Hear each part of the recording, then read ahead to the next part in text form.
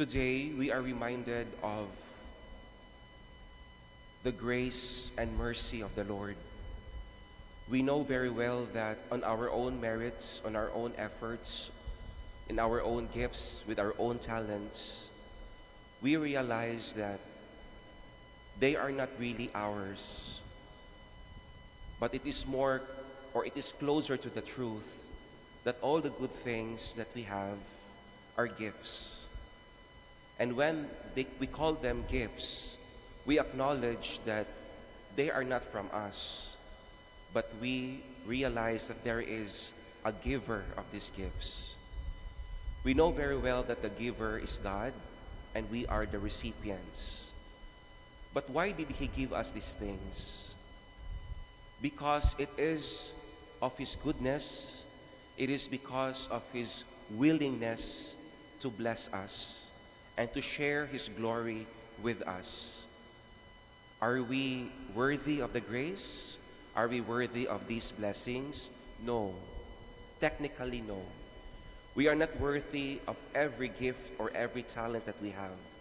But God initiated and gives it to us because of His willingness, because of His freedom to give, and precisely because of His love for us.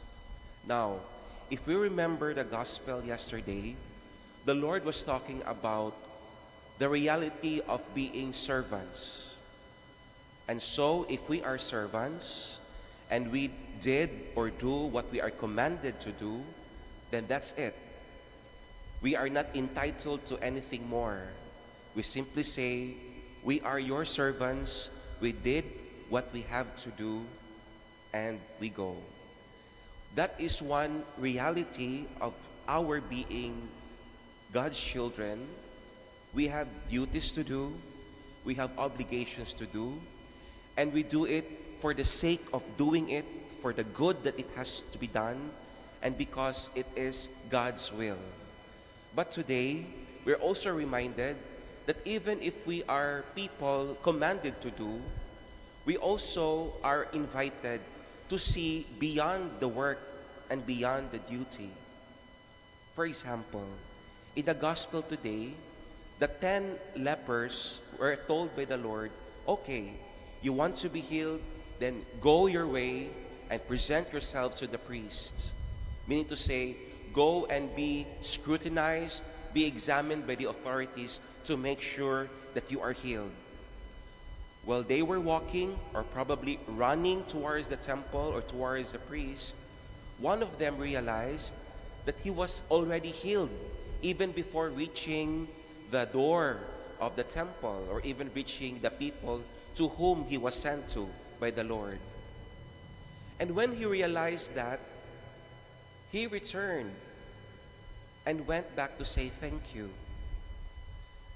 And the Lord was so surprised because the person of all people who said thank you was a Samaritan, a person rejected and considered an enemy by the Jews, while the rest did not return. Well, they were told to go, but this Samaritan realized there was something more than doing that. He realized the grace, he realized the mercy he received, and so he said, thank you. And Jesus was surprised. Where are the others who received the gift? And so we are reminded today, sometimes we are blinded, we are distracted by our achievements, we can be distracted by our goals, we can be distracted by our dreams or our objectives of the day.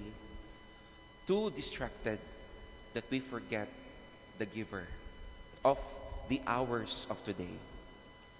That is why coming to Mass this morning is a very simple but very strong testimony that you acknowledge the giver of all the things, of all the possibilities of today and tomorrow and all the days of our lives.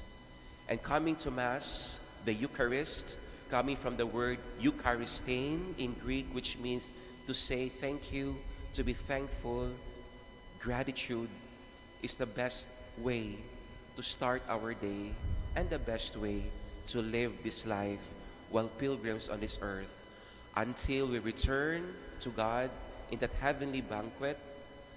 The Mass, the signs and wonders that we see through our earthly senses, but we dream of that day when there will be no more signs, no more symbols, simply seeing the face of God and us meeting.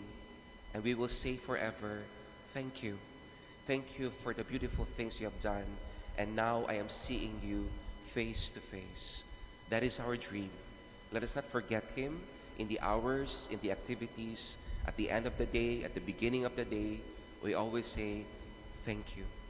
That is the Eucharist.